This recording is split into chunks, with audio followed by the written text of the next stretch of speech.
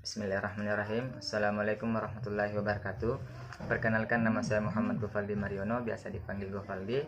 NIM 1702405161. Baik, untuk mengefisienkan waktu, langsung saja saya akan membahas beberapa poin dari materi berpikir sistem. Yang pertama yaitu pengertian sistem. Yang kedua, apa itu bahasa berpikir sistem. Yang ketiga, apa itu penguatan, penyimbangan, dan penundaan.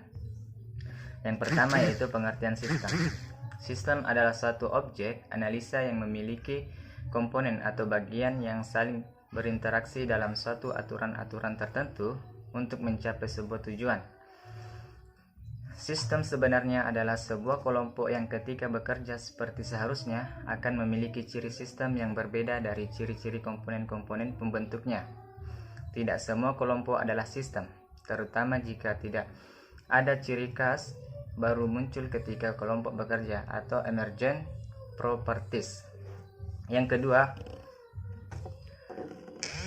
pengertian bahasa berpikir sistem.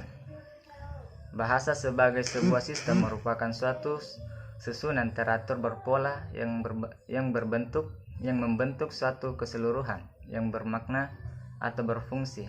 Ia terdiri dari unsur-unsur atau komponen-komponen yang secara teratur menurut pola tertentu dan membentuk suatu kesatuan. Sebagai sebuah sistem, bahasa sekaligus bersifat sistemis dan sistematis. Jadi bahasa berpikir sistem adalah penggunaan bahasa yang menyesuaikan dengan unsur-unsur yang ada pada berpikir sistem.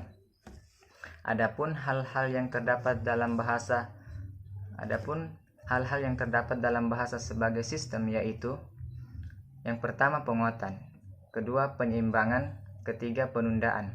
Yang pertama yaitu penguatan. Dalam berpikir sistem, untuk melakukan penguatan diperlukan penggunaan bahasa yang bersistem sehingga tujuan yang ingin dicapai dapat terwujud. Namun pada penguatan ini ada yang bersifat positif dan ada yang bersifat negatif. Yang kedua, penyeimbangan.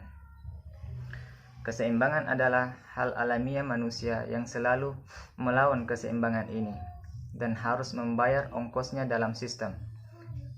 Menyeimbangkan putaran adalah proses koreksi untuk menjaga tujuan digambarkan dengan timbangan.